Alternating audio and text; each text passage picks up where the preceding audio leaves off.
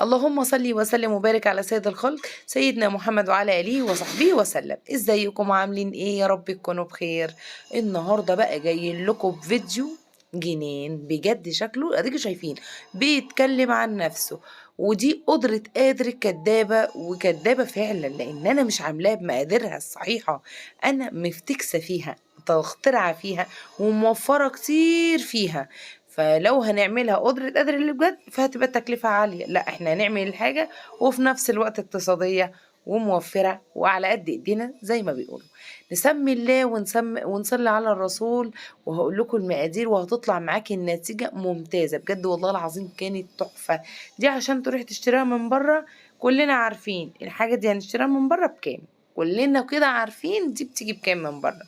اقل سعر ليها 170 جنيه، اقل سعر ليها لو احنا هنجيبها من محل عايز جنبنا.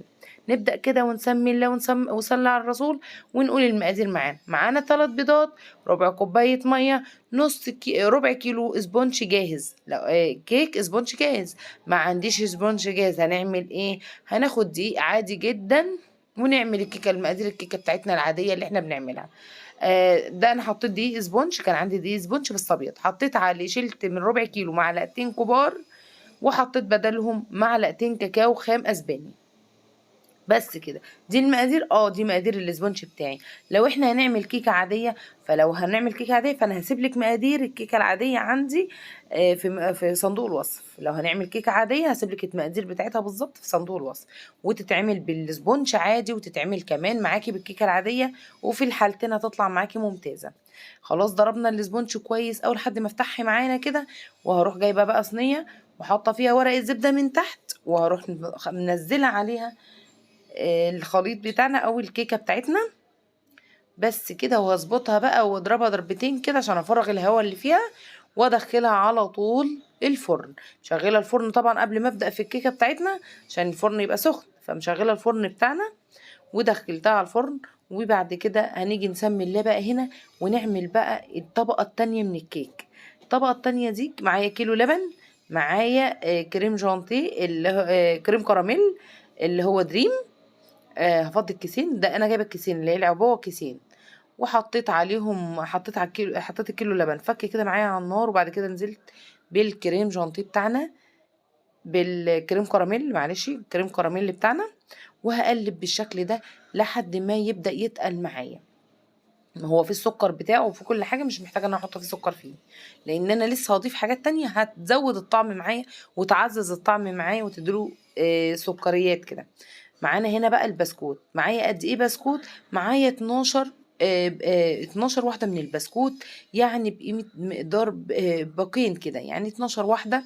وبعد كده كوباية بقى قشطة، دي كوباية قشطة افضيها كده عليهم، على الخليط اللي انا ضربته عملته على النار، اللي هو اللبن والكريم كراميل، وهضربهم في خلاط لحد ما يدوب كل الخليط في بعضه زي ما انتم شايفين كده. وهقفل عليه بقى، وهبدأ اطلع الكيكة بتاعتنا ما شاء الله من الفرن. بصوا اختبرتها ما شاء الله ما شاء الله، كانت تحفة. هبدأ بقى اشيل الطبقة اللي على الوش دي، مش محتاجاها لان بيبقى فيها طبعا انتوا عارفين بيبقى فيها الزفارة بتاعة البيض، فهنلم الطبقة دي خالص، انا مش محتاجاها خلاص. دي ممكن تعملي بقى كبات برضو، مش محتاجاها ان هنرميها، يعني ممكن نعمل بقى كبات كيك كده بالكريم جانتيه، بتبقى تحفة بصراحة. يعني ما تحاوليش مفيش حاجة بتهدر معاكي، كله بتستخدميه. شايفين؟ هظبط بقى الكيكه بتاعتنا كده، هي لسه سخنه، انا شلتها كده وهي لسه سخنه. هبدا بقى احطها في الصينيه او في الطبق او في اي حاجه احنا هنزينها فيها.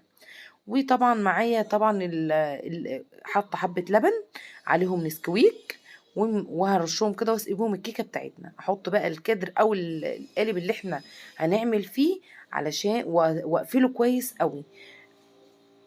وبعد كده هنزل بقى بالخليط اصفيه بالشكل ده. نزلت بالخليط اللي انا ضربته في الخلاط كله، اللي هو البسكوت والقشطه وكمان الكريم كراميل. بس كده. هدخلها التلاجة بالشكل ده لمدة ربع ساعة بالكثير أوي، احنا في شتا وهتتجمد معايا بسرعة وهتتمسك في ثانية. خلاص طلعتها من التلاجة. تعالوا بقى نجيب بقى الصوص اللي بيبقى مع الكريم كراميل ده، اللي هو العسل بقى، واحط عليه معلقة من الجيلاتين، واحط عليه معلقة من مية، وكمان احط عليه معلقة قهوة سريعة الذوبان، وهقلبهم بالشكل اللي انتوا شايفينه ده، وهدخلها الميكروويف او الفرن بتاعي يكون مسخنه قوي، واروح مدخلاهم لحد ما يفكوا مع بعض كده ويسيحوا، وهبدا استخدمهم. وهرص هنا بقى طبعا جبت بسكوت اوريو، ما هي كيكه اوريو فلازم يكون فيها بسكوت اوريو. فكيت البسكوت من بعضه، وطبعا شلت الكريمه البيضه اللي فيه، وحطيت يعني انا حطيت يعني الواحده كانت 2، قسمت الاتنين دي ورصيتها زي ما انتوا شايفين كده، وشلت كمان منها الكريمه البيضه اللي بتبقى فيها. وهبدا انزل بقى بالخليط اللي احنا عملناه ده، وهدخلها التلاجة بالشكل ده. الله الله على الجمال. شايفين بقى بعد ما طلعتها في التلاجة خلاص هي ربع ساعة بالكتير قوي، وهتلاقيها متماسكة معاكي بالشكل اللي انتوا شايفينه ده. هبدأ بقى افكها من الكتر كده، وهفكها من الطوق اللي احنا حاطينه ده، ونبدأ نقطعها مع بعض ونشوفها اهي. هنفكها كده بالراحة بقى، وانتي بتفكيها بتطلعها من الطوق ده بالسكينة كده بالراحة، علشان مش عايزين يعني ما تقطعيش من الكيكة وما تهدريش منها. وانتي بتطلعي الطوق طلعي بكل سهولة. بصوا طلع معايا ازاي. الله الله الله، ايه الجمال ده. بصوا بقى الشكل النهائي بجد يفتح النفس. ايه رأيكم في الشكل النهائي؟ هنقطع بقى منها كده، هنقطعها يعني 4 تربع، وكل ربع هنقطعه ل3. كيكة دي ميزتها طعمها تحفة بجد. تاني حاجة، انتي لما يكون جالك ضيوف بقى، مش ضيوف، وعايزة تعملي حاجة تكفي ضيوفك كده وتكون مشرفة ليكي قدام ضيوفك، تعملي حاجة زي كده هتقطع معاكي كمية ما شاء الله. مش هتهدر معاكي ما شاء الله، حلوة وموفرة معاكي جدا. تاني حاجة بقى الطعم، وهي نفس كيكة الأوريو والله، هي ما اختلف منها غير ان هي بالبسكوت. هي كيكة الأوريو يعني بسكوت بس، انت طبعا بسكوت الأوريو غالي ومش هنعمل بسكوت أوريو. الكيكة العادية ماشي شغال، هتعملها بأي نوع كيكة انت بتعمليه هتبقى جميلة برضو معاكي. الشكل بقى النهائي بس براحة بقى في التقطيع، لان انا وانا بقطع هنا شايفين المفروض ان انا بيبقى جنبي كده بولة فيها مية سخنة.